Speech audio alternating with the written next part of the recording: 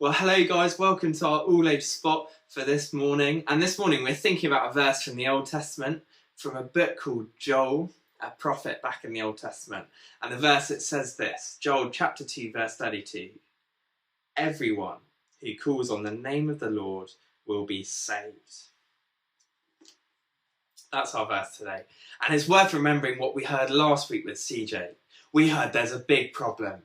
We heard that all have turned away. It's what everyone has done as humans. We've turned away from God, committed the worst crime in the universe, and that means we're in big trouble. And so the question is, how are we going to be saved from our trouble? That's what our verse tells us. I'll read it again.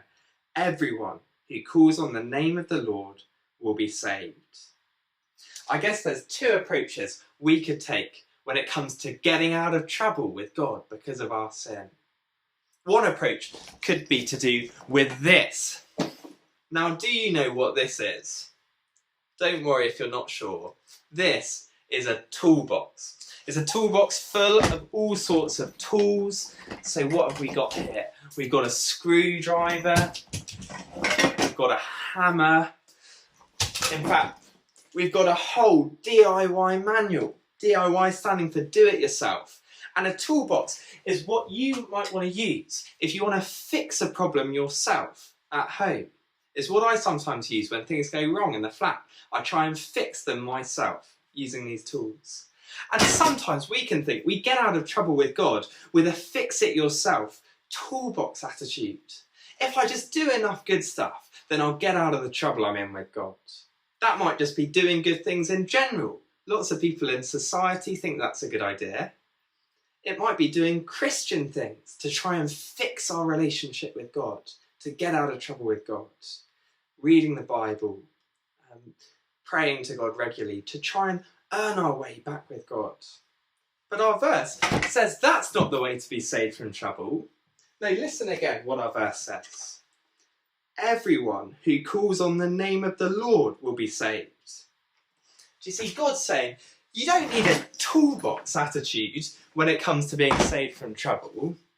No, you need something a bit more like this. This is a phone. And what he's saying is you need to call up God and ask for his help to be saved from trouble. You don't need a toolbox, you need a phone. Now, of course, we don't actually need a phone to talk to God. We can talk to him anywhere. But the point is we need to talk to him and call out to him to be saved from trouble. We can't fix our trouble with God ourselves, but amazingly our verse says that if we cry out to God for mercy, then he gives it to us. If we cry out to God to be rescued, then that's what he does. All because of what God is like. God is a merciful God. God is a God who loves to save. And so all we need to do is speak to him, like you might speak to someone on the phone, and cry out to God and say, God, please forgive me. Please rescue me from my trouble. And that's exactly what he does. Do you see that in our verse? What happens to the people who call on the name of the Lord? Everyone who calls on the name of the Lord will be saved. It's amazing news. And it's the amazing news about Jesus Christ, because it's through Jesus Christ, through his death for us, that we can be saved if we just cry out to him for that salvation.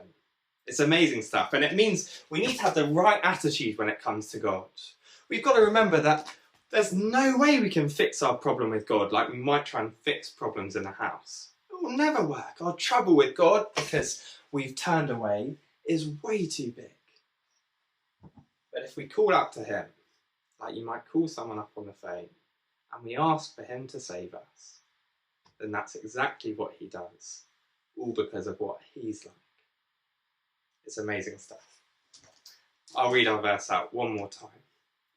Everyone who calls on the name of the Lord will be saved. That's Joel chapter 2, verse 32. Now over to Jonathan and Ellie for the song.